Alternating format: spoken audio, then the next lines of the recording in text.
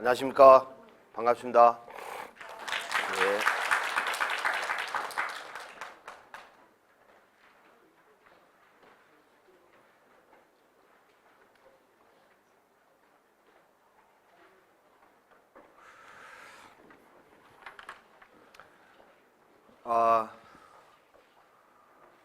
장시간 힘드실 텐데 진행하다가 여러분들 표정 보고 빨리 끝내야겠다 하면 빨리 끝낼 거고, 재밌어 하시면 조금 더 하고요.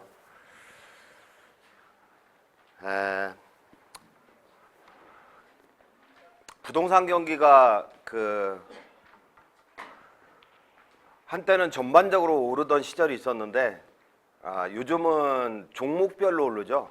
오르는 데만 오르고 떨어지는 데는 떨어지고 그런 상황입니다. 그래서 90년대하고 2000, 저 같은 경우는 90년대하고 2000년 초반까지 경매 투자를 많이 했어요. 부동산 매매법인. 그래서 매매법인을 2개를 운영하면서 경매 투자를 많이 해서 그냥 아무거나 잡아도 가격이 오르니까, 특히 이주 수요가 있는 데는 참 많이 오르더라고요. 그래서 단독주택, 빌라 가릴 것 없이 아파트까지. 근데 단독주택이 많이 오르더라고요. 의외로 평당 200만 원짜리가 지금은 2천만 원 가니까, 불과 한 15년 사이에 그런 지역도 있으니까. 그때 단독주택을 낙찰 받아서 리모델링해서 매각하고 이런 일을 했었어요. 물론 주업은 여러 가지 일을 했는데, 부동산 민법 강의도 하고 지금도 하고 있지만 가끔. 근데 리모델링해서 매각하다 보니까 재미있는 거예요. 괜찮더라고요. 비싸게 받을 수도 있고, 또 너무 비싸게 파니까 미안해서 깨끗이 수리해서 매각하고 그랬는데, 리모델링조차도 안 되겠다 싶은 거는 철거하고 재축하고도 했어요. 집을 지어서 팔기도 하고 그런 일을 했었는데, 문제는 상당히 큰 대규모 건설공사 같은 경우는 신탁회사를 통해서 자금 관리도 하고 공정 관리도 하고 합니다. 그리고 은행이 어딘데요? 은행이 건축비 대출을 할 때 시공사 실적이나 자력도 면밀히 검토하고요. 그리고 신탁 관리하죠. 신탁 관리. 쓸데없는 사기꾼들이 가압류가 처분하는 거 막기 위해서 신탁 관리합니다. 근데 소규모 건축 같은 경우는 내 땅을 철거 재축한다. 이런 소규모 건축 같은 경우는 신탁 관리 잘 안 하려고 하죠.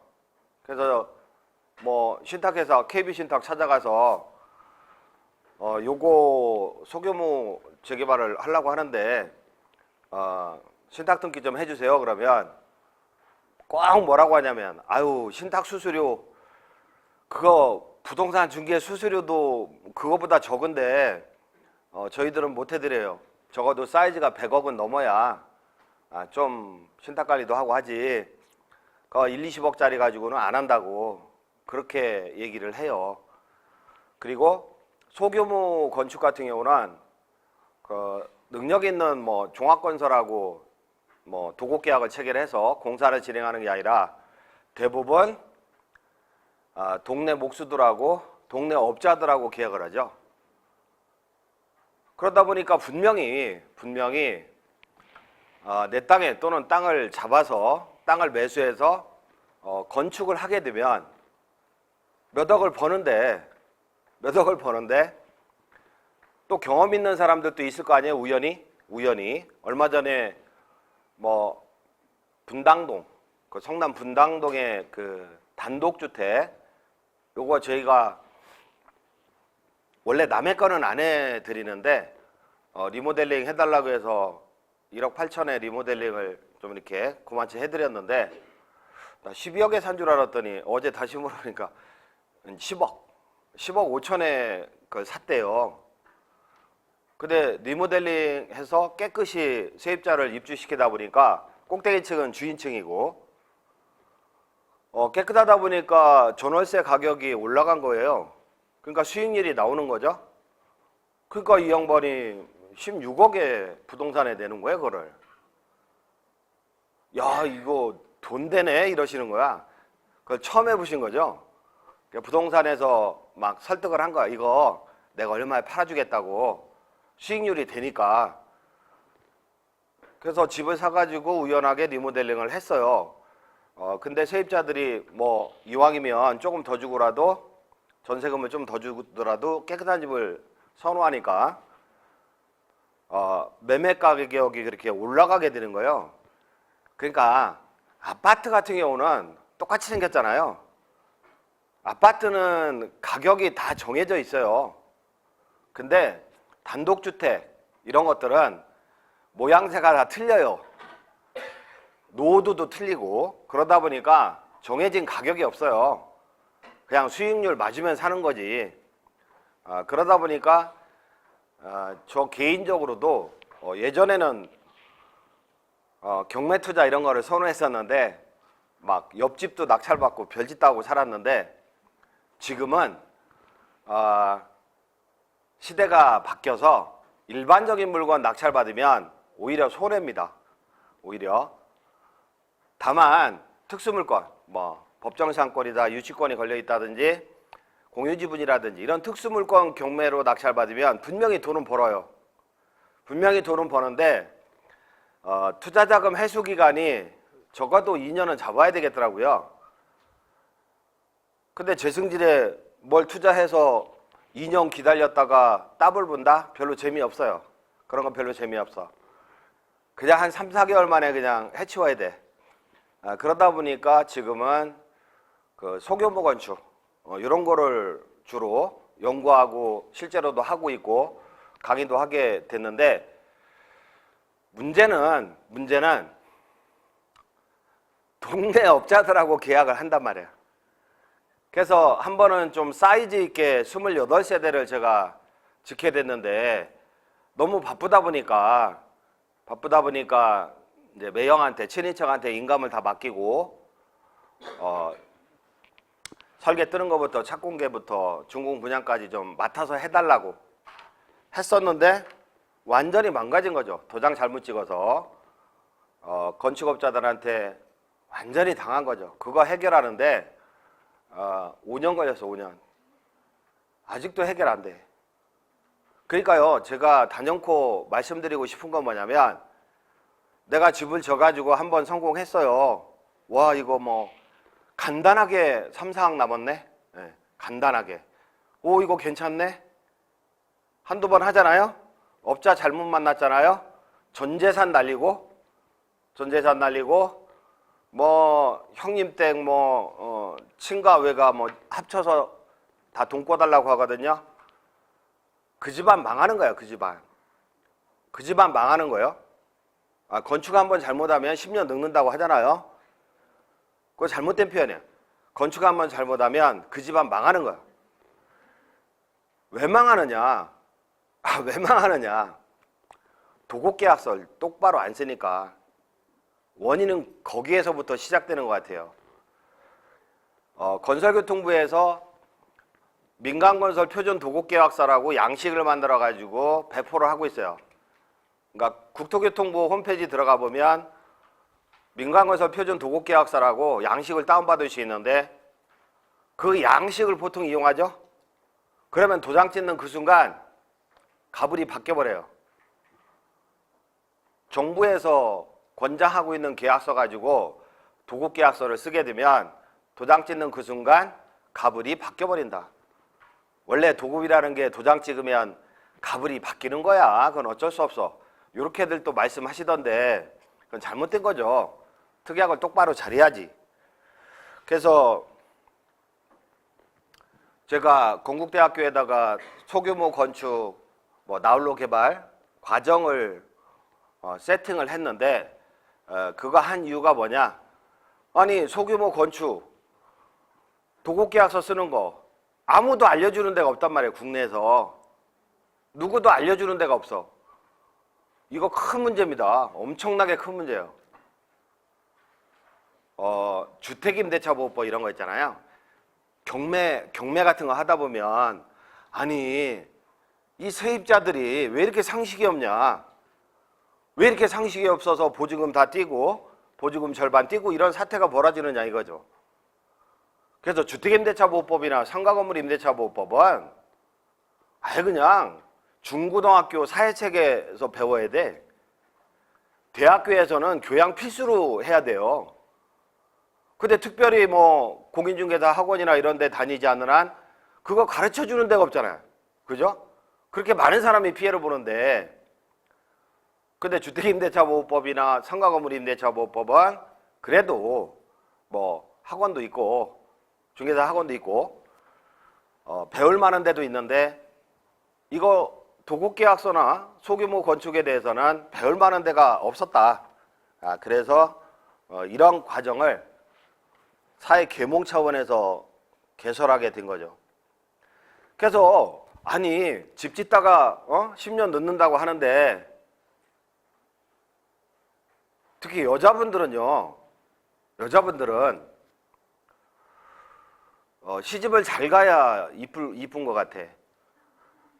여자분들은 속을 몇 달 썩잖아요? 아니 한 6개월 만에 보잖아? 못 알아봐. 못 알아봐. 왜 이렇게 변한 거야? 그러니까 여자분들은 스트레스에 좀 약한 것 같아요. 강남에 잘 사는 동네 가면 아줌마들이 못생겨도 잘 이뻐 보여. 그러니까 생활에 여유가 있는 동네 가보면.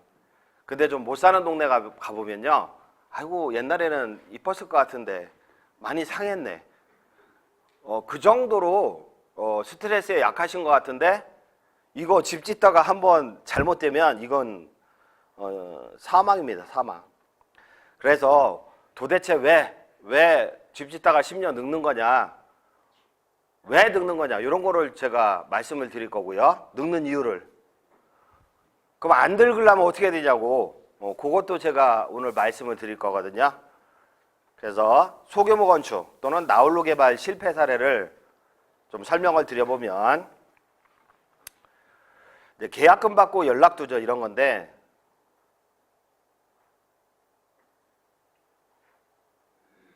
공사 도급 계약을 예컨대 4억짜리를 써요. 건축비 4억이래. 조그만 집 짓는데. 그래서 4천만 원을 주는 거야. 4천만 원을. 4천만 원 주는 거야. 계약금으로 막 주고 그러잖아요. 그죠? 근데 목수 한 4명 갖다 놓고 사라지는 거예요. 연락이 두절되는 거예요. 그런 일도 있냐고요? 아유, 신문에서도 언론에서도 9시 뉴스에서도 몇 번 나왔었잖아요. 어떤 전원주택을 짓고자 하는 그 사람들의 모임이 있어요. 거기에 네이버 카페가 있는데, 거기서 활동하는 어떤 건축업자가 내가 싸게 지어주겠다, 그리고 나는 이런 이쁜 집도 지었었다 하면서 영업활동을 해서 현장에 한 10몇 개 있는 그런 업자, 현장에 열 몇 개야. 근데 이 업자는 도급계약을 체결하고 그 형틀목수라고 하죠. 와꾸 짜는 목수 몇 명 데려다 놓고, 그러니까 계약금 4천 받았잖아요. 그러니까 목수 몇 명 데려다 놓고 사라지는 거야. 연락 두절. 또 공사 도급계약을 체결합니다. 딴 사람하고. 또 형틀목수 몇 명 갖다 놓고 사라지는 거야. 연락 두절. 그 현장이 10몇 개더라고요.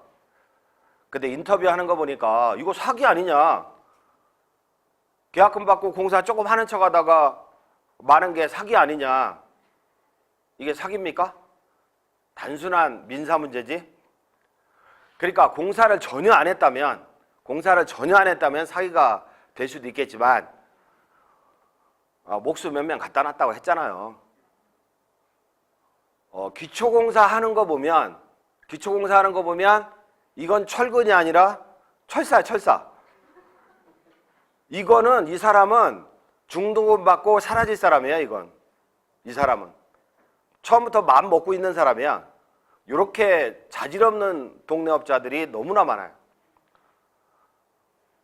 그리고 한 번은 제가 실제 겪은 사례 다 겪은 사례인데 계약금을 줬어요. 목수 4명 갖다 놨어요. 연락 두절. 연락 두절. 뭐 이런 인간이 다 있나? 그래서 다른 업자를 선정해서 이제 준공을 낸 거야. 보존등기를 친 거야. 근데 보존등기를 치니까 준공을 내니까 그 다음날 가압류가 들어온 거죠. 우리 현장에. 그래서 대환대출이라고 표현을 하는데 토지담보로 보통 건축비 대출을 받잖아요. 그러면 건물이 섰으면 토지 건물을 잡아서 1금융권에 2% 대출로 갈아타죠.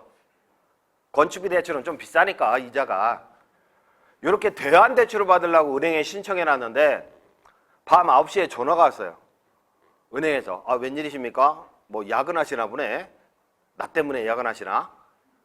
맞아요. 그랬더니 아니 금방 등기부를 떼어보니까 가압류가 3개가 들어와 있대요.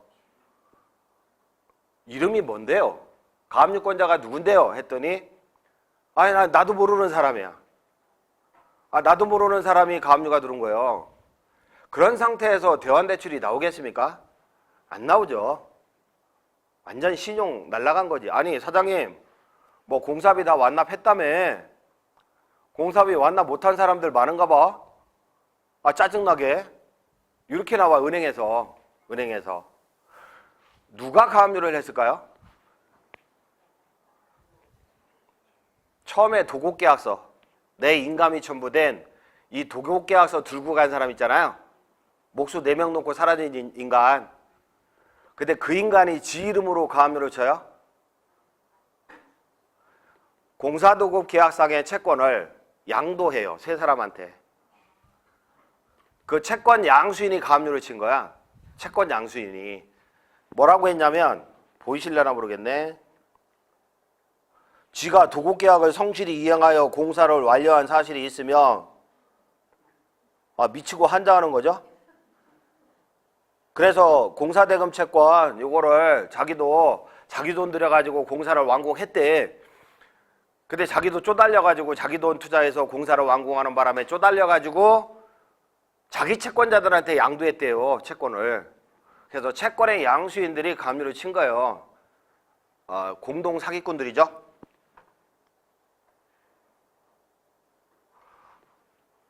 그래서 그 3명한테 1억 물어준다고 공증쓰고서 대환대출을 받을 수밖에 없었는데 일반인들은요. 은행은 저를 신뢰하거든요. 제가 좀 열심히 살았으니까. 그래도 거래도 여러 번 있고 하니까 결국은 그 가압류 채권자 3놈이 은행 창구로 왔어요. 대환대출 나오는 날. 그래서 걔네들 통장으로 이체하고 대환대출이 나온 거예요. 가압류 말소 서류를 받고. 그런데요.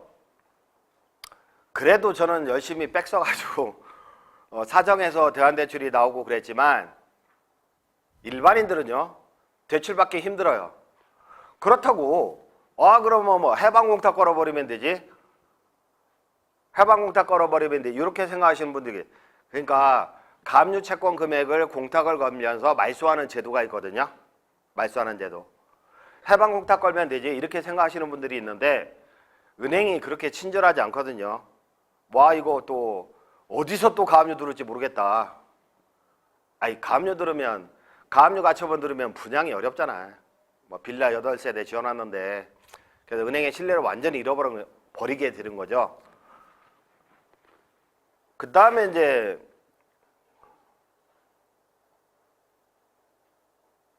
중도금 받고 연락두절하는 그런 사례들. 그러니까 어떤 경우냐면 이제 공사를 지연시킵니다. 보통 표준 도급계약서에 의하면 예컨대 계약금 5월 1일 날 지불해요. 그 다음에 중도금 1차 중도금 5월 30일 날 지불해요. 그 다음에 2차 중도금 6월 30일 날 지불해요. 그리고 잔금은 준공 예정일 7월 30일 날 중공나고 14일 내로 지불한다. 아니 그러니까 몇 월 며칠 날 계약금, 몇 월 며칠 날 1차 중도금, 몇 월 며칠 날 2차 중도금, 잔금은 준공 후 14일 내로 지불한다.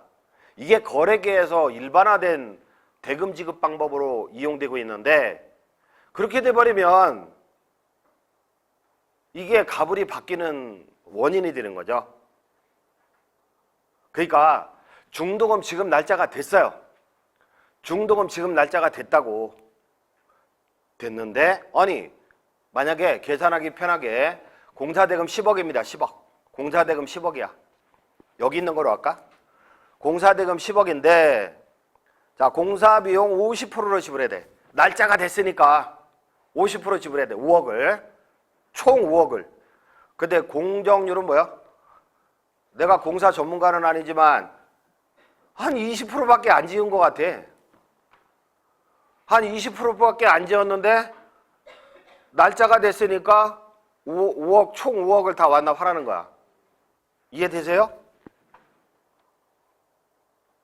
그래서 공사대금은 지불하죠. 이거 공사 자꾸 지연되면 안 되니까. 그러고 연락이 두절되는 거죠. 그러니까 자기는 계약금, 중도금 해가지고 5억을 받아. 근데 지가 공사한 거는 공정률이 20%밖에 안 되는 거야.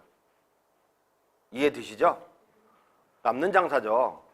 그러고 연락이 잘 안 되는 거야 이거. 공사 장기화 사태가 오는 거죠. 그래서 요거 제 휴대폰이거든요. 옛날 휴대폰.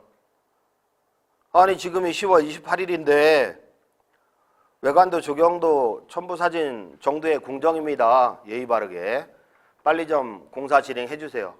이게 대리인한테 맡겼던 현장이거든요. 이 대리인이 완전 사고 쳐놓은 현장인데 이거 겨울 공사 되면 안 되잖아. 근데 이 뒤로 3년 뒤에 중국 났어요. 그러면 또 어렵게 안 가시고 계시니까 요거 중요한 내용을 말씀을 드리면 그럼 어떻게 대금 지급을 해야 되느냐? 공사 대금을 어떻게 지불해야 되느냐? 도급계약서에 공정률이 표시된 공정표를 첨부하고요. 특약으로 3월 2일 날 계약금 얼마 지출하고 4월 2일 날 공정률 30%일 때 중도금 얼마 지불하고 5월 2일 날 공정률 65%일 때 얼마 지불하고 공정률 90%일 때 10억 중에 9억 지불하고 그리고 10% 잔금은 하자보수공사 완료 그리고 하자이행 보증증권 받고 지불하고. 그러니까 처음에 계약금 지불할 때 처음에 계약금 지불할 때 만약에 10억 공사다. 근데 1억을 지불할 때 1억 지불하면 돼요? 도장 찍었다고 악수하고 도급계약서 주면 돼요? 자, 1억 주면서 보통 보면은 1억 주면서 도장 찍고 잘 부탁드립니다 하고 도급계약서 각자 나눠갔죠. 그죠? 그렇게 해야지잖아. 아파트 매매계약서 쓰듯이. 그러면 안 된다는 거죠. 네이버 카페에서 활동했던 사기꾼처럼 계약금 1억 챙기고 공사하는 척 하다가 진행을 안 하는 거야. 이런 사태가 벌어진다고요. 그러니까 계약금을 줄 때는 뭘 받아라? 계약이행 보증보험증권 있잖아요. 서울보증보험 홈페이지 들어가 보시면 안내도 잘 돼 있고 관할 지역에 전화, 보증보험에 전화를 해도 계약이행 보증증권 이거 받으려고 하는데요. 그러세요? 친절하게 안내를 해줍니다. 동네 목수라도 이거 가능해요. 지 신용만 똑바로 다면. 그러면 계약이행 보증보험증권은 공사대금 10%라면 1억을 보장하는 거예요. 10%. 공사대금 10억이라면 1억을 보장하는 거야. 만약에 이 인간이 1억 들고 날랐어. 그럼 이 보증보험증권에 가지고 1억을 청구할 수 있는 거죠. 요 증권을 받고 1억을 주는 거야. 근데 도급계약서를 주면 돼요? 안 돼요.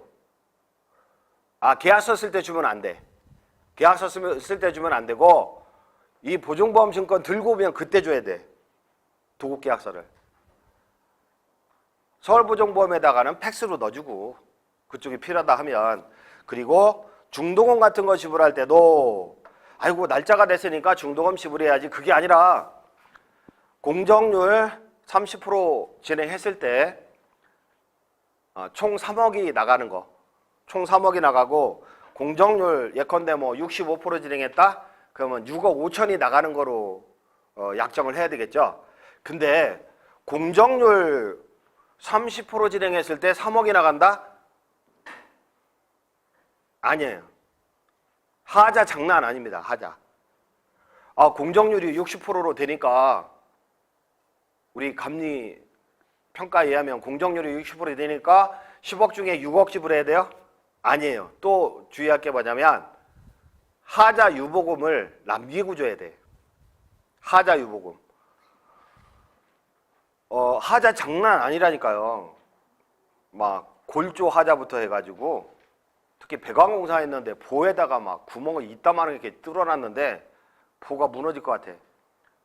어쩌냐고. 그러니까 우리 그 설계 감리하고 계약을 잘해야 되겠죠. 상시 감리로 이런 것도 좀 해달라고.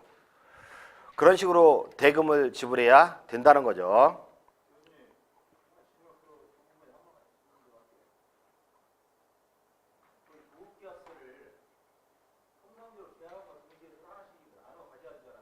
예.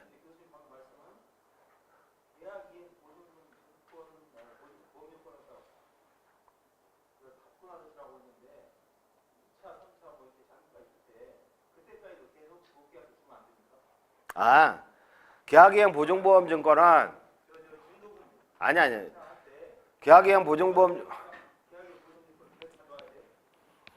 아니요. 계약이행 보증증권은 열흘 내로 갖고 온다. 아니면 일주일 내로 갖고 온다.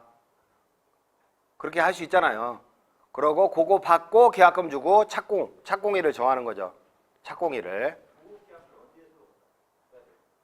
예? 요거 받고 예컨대 뭐 일주일 내로 갖고 온 다음에 일주일 뒤에 그거 바꿔주는 거죠. 원본은 바꿔주는 거죠. 이따가 또 물어보세요. 그 다음에 준공 후 잔금 받고 연락 두절되는 경우가 굉장히 많은데, 준공이 났다고 준공 난 게 아닌 거 아시죠? 한 번이라도 건축해 보신 분들은. 사용 승인이 났다 하더라도 예컨대 뭐 원룸 다가구 주택이다. 근데 한 개 호수에는 뭐 싱크대니 뭐 독인이 다 부착이 돼 있는데 나머지는 부착이 안 돼 있어. 이해되시죠? 그거 사진 찍어서 준공된다니까. 준공 빨리 내려고, 잔금 받아가려고. 근데 보통 보면은 도급계약서에 준공 후 14일 내로 잔금 준다 이렇게 쓰는데, 준공 나고 나서 14일 됐는데 왜 잔금 안 주세요? 이렇게 얘기해요. 뻔뻔하게. 잔금 달라고. 아니 이거 하자 장난 아닌데 이거 하자 이거 어떻게 해주셔야 될 거 아닙니까? 그러면 잔금 주시면 이까짓 거 하자 일주일 내로 다 끝낸다고. 지금 업자들 돈 못 받아서 말을 안 듣는다고. 그러니까 잔금 주세요. 잔금 주시면 일주일 내로 이거 다 끝낸대. 나는 빨리 세입자 드려야 되잖아요. 아니면 매수인이 나타났다면 매수인한테 인도해야 되고. 그러니까 그 말만 믿고 잔금을 줘버려. 그 뒤로 10이면 9명이 8, 9명이 연락이 잘 안 됩니다. 이런 건 폐기물 쌓여 있는 거죠. 폐기물. 싱크대 설치가 덜 돼 있어. 뭐 화장실 도기 설치, 동호수 표시 잘못된 거 오늘 신문에도 나오대. 배선이 엉뚱한 대로 돼 있고, 그 다음에 배관도 그래요. 도배하자 장난 아니죠. 샤시 이거 뭐 아예 못 써. 승강기 하자도 마찬가지고.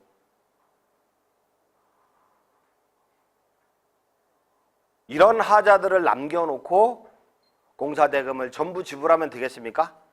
안 된다는 거죠. 그래서 준공 이후에는 대금을 90%만 지불하고 10% 잔금은 하자 보수공사 완료 및 하자이행 보증보험증권 받고 지불한다는 거죠.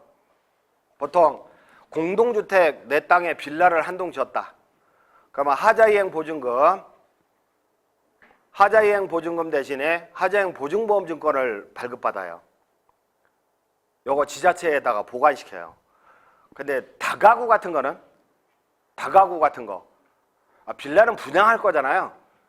근데 다가구는 내가 소유하든지 매매하는 건데, 다가구 같은 거는 동네업자들하고 할 때는 그 공종별로, 공사의 종류, 공종별로 하자형 보증보험증권을 다 받아야 돼요. 받고 나서 잔금을 지불해야 된다. 그 다음에 추가공사금 때문에 다투는 경우가 굉장히 많습니다. 추가공사금. 그러니까 준공 직전에, 사용 승인 직전에 추가공사금 가지고 다퉈요. 아니 빨리 준공을 내서 이사철에 맞추어서 세입자도 드려야 되는데 빌라라면 빨리 분양하고 해야 되는데 이게 추가공사금 때문에 준공 직전에 연장 놔버린다니까. 그럼 이거 어떻게 할 거냐?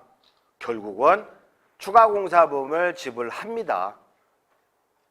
빨리 준공 내서 세입자 드려야 되니까 준공이 늦어지면 그만큼 손해가 더 생긴다고 판단해서 추가공사금을 지불합니다, 보통.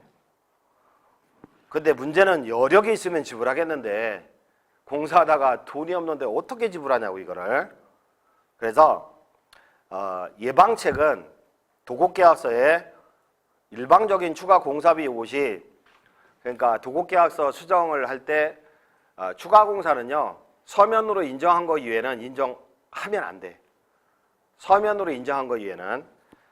그래서 일방적인 추가공사비 요구시 요구하면서 보통 유치권 행사하고 그러죠. 그러면 공사대금 10% 감액한다. 그렇게 쓰는 게 좋고요. 그 다음에 공사도급계약서 가지고 토지 가압류 들어오는 경우에는 여러분들은 가압류 가처분을 그렇게 일방적으로 할 수 있는 거야? 그렇게 또 생각하시죠? 가압류 가처분은요, 느닷없이 들어오는 거야.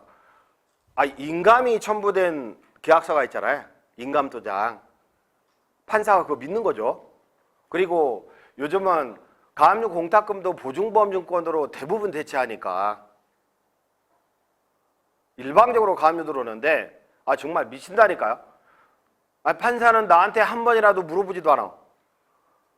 나한테 한 번도 물어보지도 않고 내 땅에 가압류가 들어와 있는 거야. 환장하는 거죠. 그래서 가압류 가처분은 상당히 신속하게 들어가요. 신속하게. 근데 이의 신청하잖아요. 더럽게 오래 걸려요. 이거 망해. 현장 부도난 다음에 이의 신청 받아주는 거야. 공사도급계약상의 공사대금 채권을 타인에게 양도하고 양수받은 세 사람이 가압류 들어왔어요. 그러니까 법원에서 한 번은 보정명령을 낸 거예요. 야, 금전 채권을 양도하면 채권 양도 사실을 채무자한테 보통 통지하지 않냐. 근데 너네들은 왜 채권 양도 사실을 통지도 안 했니? 그 이유를 대라 하고 보정명령이 떨어졌더라고. 나중에 서류를 열람복사 해보니까. 그러니까 이 인간들이 뭐야? 공사대금 채권 양도했음을 건축주한테 통지하면 건축주가 명의 바꿔가지고 재산을 회피할까봐 채권 양도 사실을 통지하지 않았습니다. 이렇게 답을 했더라고요. 그러니까 판사가 알았어 하고 바로 가압류, 전세대 가압류 들으니까 요즘 언론에서도 판검사들 어제도 부장판사 구속되고 그러던데 정말로 사회 경험이 없는 어린 사람들이 판사하는 거 이거 기가 막힌 거 아닙니까? 적어도 변호사 경력 한 15년, 20년 한 분들 중에 선임해야 되는 거 아니에요? 판사는? 요즘 어린 사람들은 돈도 좋아하는데. 그래서 유치권 포기 각서를 썼다고? 행사합니다. 아까 승강기 준공 났는데 승강기 작동이 안 돼. 그러니까 특검 나올 때는 승강기 왔다 갔다 하거든요. 근데 그 다음날 가니까 승강기 작동이 안 되는 거야.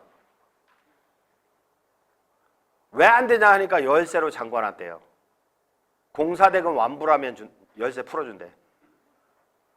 이것도 유치권 행사입니다. 승강기 열세로 잠궈놓은 것도. 그러면 공사대금을 10% 감액 처리해버린다 이거야. 10%안 준다. 그리고 뭐 일주일 이상 추가 공사비 같은 거 요구하면서 일주일 이상 공사를 중단한다고요? 그러면 도급계약 자동 해제된다. 그 해제 당하고 유치권 행사한다고요? 매일 2% 공사대금 깎인다. 근데 너 일주일 이상 말이야 이렇게 썼단 말이에요. 아니 너 일주일 이상 공사 현장 방치하고 공사 안 했잖아. 공사대금 깎아야겠어. 그러니까 업자가 뭐라 그래요? 단 하루도 공사 안 한 적이 없다. 현장 방치한 적이 없대 자기는. 어떻게 하는 거예요? 미치고 환장하는 거지 이거. 어떻게 입증하냐고 이거를. 그 옆집에 사는 사람한테 물어보나? 현장 방치한 적이 없대요. 그래서 사면에 CCTV 설치해야 돼요. 사면에. 요거 한 달에 얼마 안 합니다. 몇만 원입니다 이거. 요즘은 전자소송 하잖아요. 옛날처럼 뭐 복사기에 카피해가지고 법원에 접수하는 게 아니라 소장을 요즘은 온라인으로 접수합니다. 그러니까 녹취록이나 이런 동영상이 그 효력을 발휘하는 게 좋은 게 뭐냐면 변호사가 이거를 온라인으로 보내요 판사한테. 그러면 판사는 법정에서 이걸 틀어봐. 판사가 젊어서 아주 작동도 잘 시키더라고. 이 젊은 판사가 쫙쫙 넘기면서. 그리고 음성도 법정에서 들어봐요. 이렇게 좋은 시절이 됐기 때문에 녹취나 CCTV는 필수입니다. 그 다음에 5번째 케이스는 건축주에게 받은 공사대금을 하도급 업체에 주지 않아서 건축주가 이중으로 피해를 입게 된다. 공사대금을 업자한테 주잖아? 총 공사대금이 10억이다. 그러면 공사대금을 업자한테 주잖아요. 나눠서. 그러면 하청업자한테 그걸 내려줘야 되잖아요. 공사대금을. 근데 하청업자한테 공사대금을 안 내려주잖아요. 뭐 계약금 주고 중도금 주고 뭐 잔금 받으면 마무리하고 하청업자한테 공사대금을 안 내려주고 막 그러잖아요. 그러니까 하청업자들은 머리를 좀 쓰는 사람들은 건축주 찾아와요. 특히 그 설비공사 설비 배관공사업자들이 공사를 진행 안 하면 후속 공정이 이루어질 수가 없어. 그러니까 설비 배관공사업자가 찾아와요. 누구세요? 그러면 나 몇 번째 현장에 설비업자인데 네네네 잘 부탁드립니다. 그랬더니 나 공사 못하는데 왜요? 시공자가 마음에 안 든대. 그러면 준공이 늦어지는데 공사하셔야죠. 그랬더니 여기다 도장 찍어달래. 건축주 도장 찍어주면 내 공사 진행하겠대. 직불계약서죠. 직불계약서. 도장 찍어주면 건축주 입장에서는요. 공사 늦어지는 거 괴롭습니다. 그러다 보니까 도장을 찍는 경우가 많은데 저희 매형이 찍어준 거야 내 거를. 준공이 좀 늦어지잖아요. 좀 늦어지잖아요. 바로 그게 또 한 3만 원 주면 공증까지 받거든. 바로 압류딱지 날라들어오죠. 전 계좌, 통장 계좌, 부동산, 뭐 유체동산 압류 조치를 당하는 사태가 벌어지죠. 요 딱지 우리 집에 붙은 거예요. 경기도는 분홍색이에요. 근데 서울은 빨간 게 많아요. 좀 당해보신 분들은 아시죠? 새빨 같잖아요. 그래서 예방책은 뭐냐면 절대로 하청업체와 직불계약서 쓰면 안 된다는 거지. 도장을 함부로 남발하면 안 되는 거 아시죠? 그리고 하청업체마다 유치권 포기가서를 다 받아내야 돼. 은행 같은 데서도 예컨대 뭐 우리은행이다 신한은행이다 이런 데 건축비 대출 취급하거든요. 근데 은행도 직무교육 좀 받아야 되겠어요. 시공자한테만 유치권 포기각서를 받아. 하청업자들한테는 안 받아요. 은행도 건축비 대출할 때. 현실적으로 유치권 행사하는 사람 누구예요? 하청업자들이에요. 하청업자들도 유치권 행사 가능하니까. 그래서 은행도 문제입니다. 그래서 하청업자들한테 유치권 포기각서를 받아야 되는데 일부 저축은행은요. 건축비 전문으로 대출하는 일부 저축은행은 공사대금 지출할 때요. 하청업자 싸그리 다 불러요. 그래서 유치권 포기각서를 받아야 공사대금을 나눠줘요. 그 다음에 대물공사를 약속한 후에 현금을 요구한다. 보통 보면은 건축해보신 분들은 아시지만 공사비 10억 들어간다. 그러면 공사비 10억 들어가면 토지 대출로 한 5억 주시고요. 아니면 토지 대출로 땅값이 좀 나오나 봐. 토지 대출로 한 6억 주시고요. 그리고 4억은 대물로 주세요. 4억은 대물로 주세요. 8세대 건축하니까 한 세대 주세요. 이해되세요? 또는 6억은 토지 대출로 현금으로 주시고요. 나머지는 외상으로 할게요.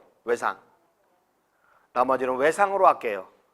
준공 후에 대출 받아 갈게요. 또는 전세 빼서 갈게요. 이런 식으로 많이 계약을 해요. 대부분 그렇게 한다고.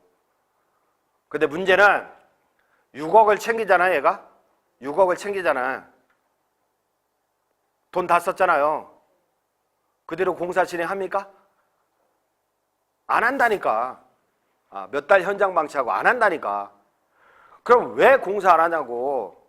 나는 약속대로 6억을 다 지출했는데, 날짜가 돼서 다 지출했는데 왜 공사 안 하냐고. 그러면 죄송한데 현금 좀 마련을 해달래요. 현금을.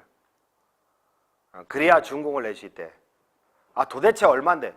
4억 원 중에 3억만 마련해주면 바로 내가 준공을 내주겠다. 근데 어디서 꾸자고 이거를. 어서. 내가 잘 아는 그 미준공 건물 전문 대출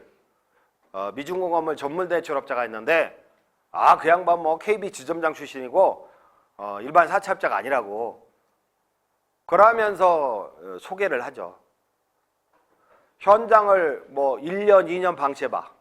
1년, 2년 방치해봐요. 어쩔 거요? 그냥 따라가는 거예요.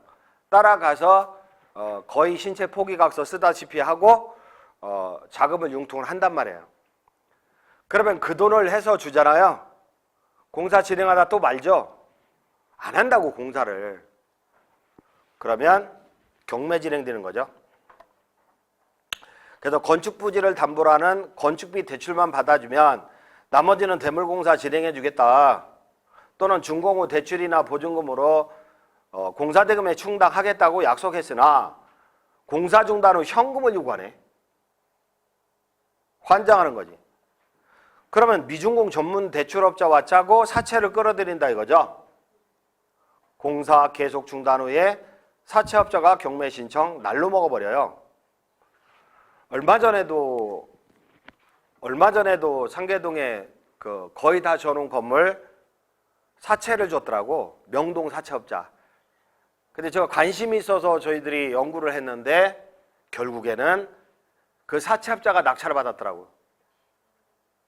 명동 사채업자가 낙찰을 받았더라고요. 여기 보면은 저축은행에서 건축비 대출을 냈고 그 다음에 홀딩스 대부라고 나오죠.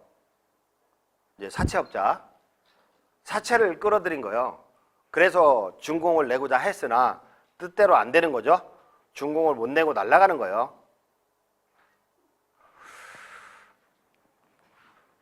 근데 사채업자가 법인 이름으로 등기가 돼 있는데 개인 이름으로 사채돌이 하는 사람도 굉장히 명동이나 강남도 마찬가지예요.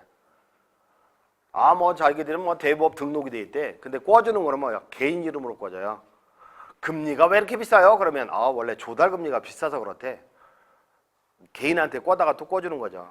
그런 식으로 사채까지 이렇게 하게 되면 집 날라갑니다. 자, 도급계약서를 쓰는 순간 시공사가 갑질을 하네. 왜요? 이게 국토교통부 고시로 권장하고 있는 도급계약서인데 그 도급계약서 그 취지를 써놨어요. 민간부문 건설공사를 발주함에 있어서 발주자와 건설업자 간의 상호 대등한 입장에서 공정한 계약 체계를 권장하고 그러기 위해서 이러한 표준도급계약서를 고시합니다. 표준도급계약서를 고시하는 이유가 아니 건축을 처음 하는 사람이에요. 건축을 처음 하는 사람인데 이런 업자들하고 상호 대등한 계약을 체결한다고요? 이건 말도 안 되는 거죠. 상당히 건축의 문외한인 건축주에게 불리한 것들이에요. 그래서 바둑 고수하고 초보자하고 바둑을 두면 좀 접어두고 해야 되는 거 아니에요? 근데 동일한 룰로 하게 되면 한쪽이 완전히 깨지는 거지. 그러고 이게 표준 도급계약서 보면 이런 양식이 있어요. 매달 한 번씩 돈 주래. 아니 표준 도급계약서에 보면 매달 한 번 이상 돈 주래. 매달 한 번 돈 줘야 됩니까? 공사는 진행 안 하고 있는데? 그러니까 날짜만 되면 찾아오더라고. 돈 달라고. 미치는 거야. 계약서에 그렇게 돼 있다나? 그리고 기타 사항에 보통 잔금은 준공이요 14일 내에 지불하는 이런 식으로 하는 게 널리 퍼져 있는 건데 미친 거예요 지금? 하자 보수 공사 이거 장난 아니에요. 왜냐면 이게 중요한 게 뭐냐면 하자 보수를 안 하고요. 공사업자가 잔금 받고 가잖아요. 14일이 됐으니까 돈 달래. 와이프도 와. 와이프도 애호꼬드라고.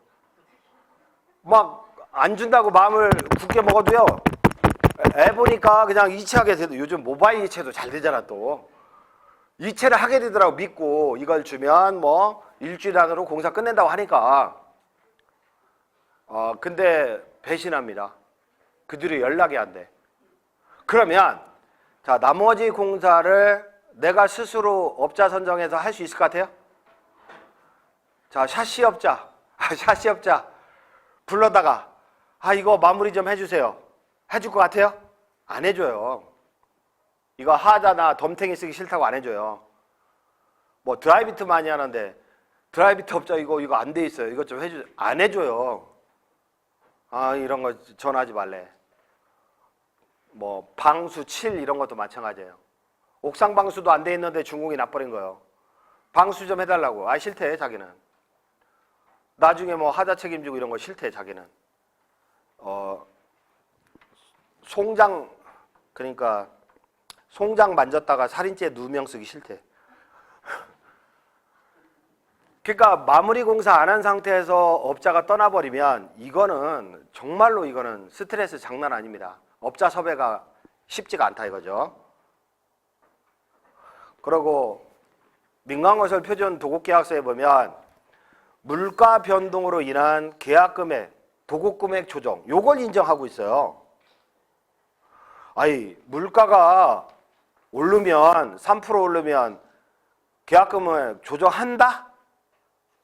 할 수 있다. 이렇게 하는 건 몰라도 한다? 인건비가 올랐다나? 요즘 중국 애들 다 가가지고 인건비가 목수 인건비가 얼마고 타일업자 얼마고 올랐다나?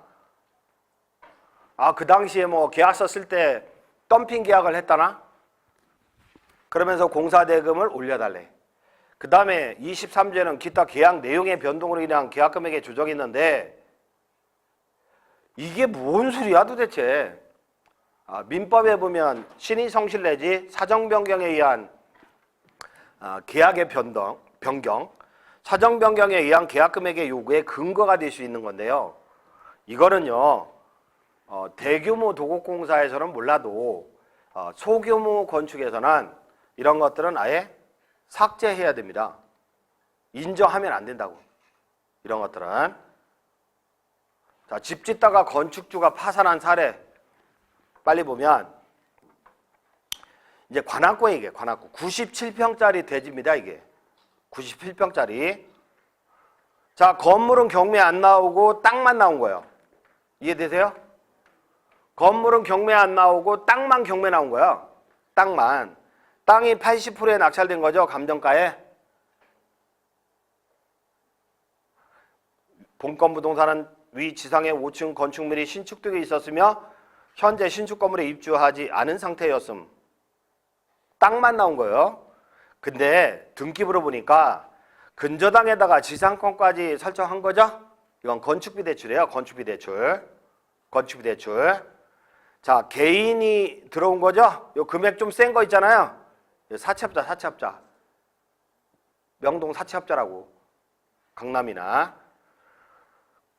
그래도 안 되니까 또 개인한테, 친구들한테 꾸고 막 그래요. 결국은 건축비 대출했던 농협에서 임의경매를 신청해버리는데 건축비 대출을 2010년에 받았어요. 2010년에. 근데 경매는 뭐야? 2013년. 3년 동안 속 썩은 거야. 결국에는 3년 동안. 건축비 대출할 때는 계약 기간이 있잖아요. 아유, 6개월이면 끝나요. 한동인데 뭐. 그럼 6개월 동안 대출해요. 그러면 한번 좀 연장해 주세요. 준공이 늦어져서 연장해 주세요. 그래요? 얼마나 걸리는데? 3개월이면 끝난대요. 그럼 중도 상환 수수료 내기 싫어서 딱 3개월 맞춰서 대출 기간 연장 신청을 해요. 근데 3개월 뒤에 또 준공이 안 나는 거야. 그럼 또 가가지고 이번에는 한 4개월 연장해 주세요. 업자가 돈 주면 4개월 안에 무조건 끝난다고 했으니까. 그러면 또 4개월 연장해. 3개월, 4개월, 나 한 7번 연장한 것 같아. 5년 동안 하면서, 은행 가서. 근데 중간에 공사업자가 바뀌잖아요? 공사업자가? 그럼 공사업자 보증서를 새로 받아가지고 가야 돼요. 시공사 보증이 있으니까. 그러면 금리가 처음에는 3, 4% 하다가 나중에는 21%. 나 우리은행에서 21% 받아먹는 거 처음 봤네. 혹시 우리은행에서 오셨나? 1금융권도 남의 힘든 점을 이용해서 금리가 팍팍 올라가는데 내 동의도 없이 올라가더라고요. 그러면 그 이자 감당할 수 있겠습니까? 결국에는 경매가 진행이 되는 겁니다. 이게 3년이면 이거 양호한 겁니다. 자, 그 다음에 건물만 경매 나온 거죠? 토지는 매각 제외죠? 아까 그거요, 그거. 아까 그건데 미준공 건물만 경매 나온 거예요. 미준공 건물만. 미준공 건물만 경매 나왔는데 이렇게 낙찰 되겠죠. 근데 누가 경매 진행했어요? 토지경락인. 토지경락인이 건물 철거 청구하면서, 그러니까 건물 등기부에 철거 청구라고 기재가 되어 있죠? 그죠? 철거 청구 소송이 진행 중에 있다고 기재가 되어 있잖아요. 그 다음에 토지 경락인인데 3,300의 채권회계에서 건물 경매 청구한 거죠? 그 3,300은 뭐죠? 지료. 내 땅에 웬 건물하고 지료가 산정된 거예요. 그러면 이거는 얼마에 낙찰될까요? 보통? 경매 비용 들어갔을 거 아니야? 최우선 배당이죠. 그 다음에 자기가 제일 선순위에 선순위. 그러니까 3,300. 그러니까 뭐 남이 가져가지 않는 한 뭐 한 5천 정도? 결국은 건축주는 아까 97평이니까 그거 1,500만 쳐도 한 15억 가는 겁니다. 15억 가는 땅 날려버리고, 건축주는 15억 땅 날려버리고 빚지고 친구들하고 연 끊고 돈 좀 꿨거든. 신용불량자 되고 토지만 낙찰받은 사람만 돈 번 거죠. 나중에 건물 철거 청구하고 지가 먹어버리니까. 그래서 이 사람은 2, 3년 동안 한 13억 먹은 거예요. 누가? 토지 경락인이. 근데 아까 뭐라고 말씀드렸냐면 나는 경매하기 싫다. 내가 투자해서 투자 자금을 회수하려면 2, 3년 걸리니까 짜증나. 나 언제 죽을지 모르는데 분명 경매는 수익이 나와요. 특수물건 손대면. 그리고 내가 시공 능력도 있죠? 왜냐면 이런 거 마무리 공사하면 되잖아. 내가 낙찰받아서 마무리 공사하고 준공 내는 것도 쉬워요. 판례가 바뀌어가지고 바로 승계하니까 쉬운데 이런 것들은 투자자금 회수 기간이 몇 년 걸린다는 거. 2, 3년 걸린다는 거죠. 하나만 더 빨리 보면 요즘은 뭐 광주, 경기도 광주, 용인, 양평 이런 데 전원주택 단지 지어놓으면 분양 잘 돼요. 특히 경기도 광주 분당 인근의 용인 보니까 잘 되더라고요. 근데 이게 토지가 2,000평이에요. 토지가 2,000평. 그리고 건물 한 동이 경매 나왔는데 33%에 낙찰된 거죠. 그러니까 건축 부지가 싹 날아간 거예요. 2,000평이. 건축 부지가 싹 날아간 거예요.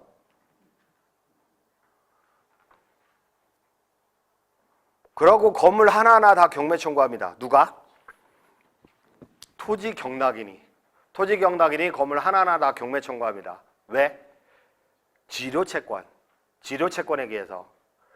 그리고 건물 철거 청구하죠. 철거 청구. 철거 청구권 인수라고 써 있잖아요. 그래서 건물 등기부에 철거 청구 명령이 이렇게 등기가 돼 있는데 그걸 누가 낙찰받겠습니까? 아무도 낙찰 안 받지. 결국은 토지 경락인이 낙찰받는 거죠. 얼마에? 1,400만 원에. 몇 억짜리 건물을.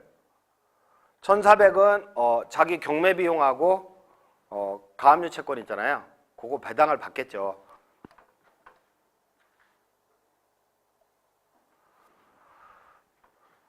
결론은 이거 제가 분당동 생각하면서 쓴 건데 12억이 아니라 10억 5천에 매수했더라고. 10억 5천에. 야, 숫자에 약하거든. 그래서 12억이 아니라 10억 5천에 매수했고요. 1억 5천이 아니라 1억 8천 리모델링 비용. 15억 5천 생각한대. 결국 우리가 이제 리모델링 시대입니다. 앞으로 리모델링 시대입니다. 아파트 재건축 재개발 아니 단독주택 리모델링, 단독주택 철거 재축 시대. 앞으로 시장은 한 30년 열려 있어요. 그런데 대부분의 건축주들은 아마 절반 이상은 수익을 내기 어려워요. 보통 보면은 제가 지나가면서 아이고 이거 이쁘게 잘 지어놓으셨네요. 이게 건축주한테 이거 이쁘게 잘 지어놓으셨네요. 그러면 아 이거 근데 얼마 동안 지었어요? 8개월. 아니 석 달이면 끝낼 것 같다가 아 이거 얼마 동안 지어졌어요? 저처럼 5년. 경기도 양평이나 뭐 파주나 외곽 한번 다녀보세요. 짓다가 서 있는 건물 엄청 많잖아요. 그 건축주는 망한 겁니다. 그거는 안타깝게도. 그래서 우리는 이 재테크 단독주택 소규모 건축으로 분명히 돈이 된단 말이죠. 근데 제대로 건축해서 수익을 남기기 위해서는 어떤 공부 과정이 필요하겠다. 그런 취지에서 디벨로퍼 과정을 개설하게 됐는데 제가 뭐 홍보만 하다 가는 건 아니잖아요. 그죠? 예방책이나 이런 것도 중요한 부분을 쏙쏙 빼서 말씀을 드렸으니까 어쨌든 뭐 긴 시간 동안 고생 많으셨습니다. 감사합니다.